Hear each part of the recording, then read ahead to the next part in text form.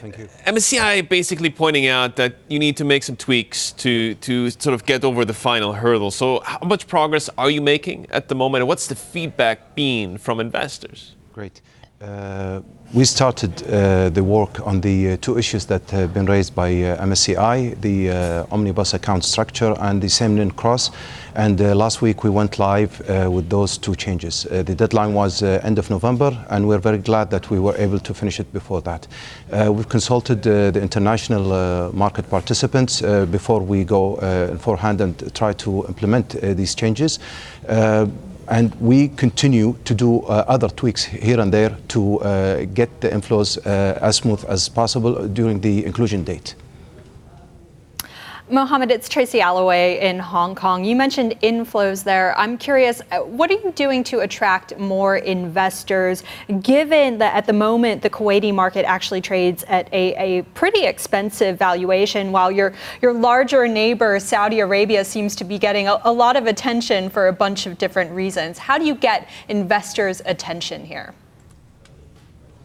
Well, we are adding more issuers and qualitative issuers to the market. We are having two IPOs this year. Both of them are public and private companies. And in addition, we're adding more transparency. But when you come to valuation, the Kuwaiti market, yes, it is above the average of MSCI emerging market PE. However, it's lower than the Saudi one. In terms of the IPO that you're looking to put out there of Boursa Kuwait specifically, is that going to be a challenge with the Sharia compliance, or what's the state of that particular legislation? Well, the legislation never mentioned that the exchange has to be Sharia compliant or not. However, we operate with the normal market practices that have seen everywhere. It wasn't part of the agenda that it should be a Sharia compliant or not a Sharia compliant. We see the IPO going fairly well, and it should conclude on the 1st of December, and I'm 100% sure that it will be covered many times. I'm curious, why did you decide to restrict the offering of those shares to locals only? This is the law in Kuwait to allow the citizens of Kuwait to participate in the privatization, but upon listing, which is going to be around June, all international participants and regional participants can basically buy the shares. Tell me, with a lot of other IPOs underway in the region, and especially, potentially the largest one in history, Saudi Aramco, is there a risk that there is too much product chasing a limited amount of capital, especially in a time where there's concerns about where the global economy is going, what's going to happen with these trade tensions between the US and China? I mean, is that something that worries you as well? The global trade war, I would say, is a big risk for the whole markets, especially the emerging markets. But I'm really glad that the Saudi government decided to do the IPO in Saudi.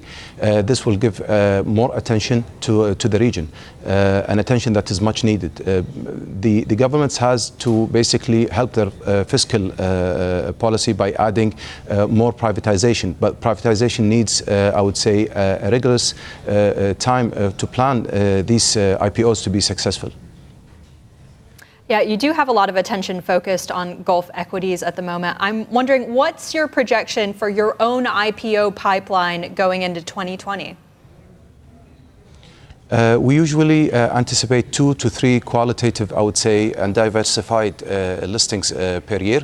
As I mentioned, we have the North Al Zor power plant, the other IPO that is going on currently, and Boursa Kuwait. We anticipate also a family business to be listed, in addition to some of the privatization discussion that is going with the government. I mean, Kuwait is heavily reliant on crude oil exports. That's where most of the revenue comes from, and arguably it drives a lot of the liquidity in the local market. I mean, the higher the price, the merrier, as far as you're concerned. But what is a minimum price below which you would start to say there's a lot of pain that's going to be felt? Is the red line $60 for you?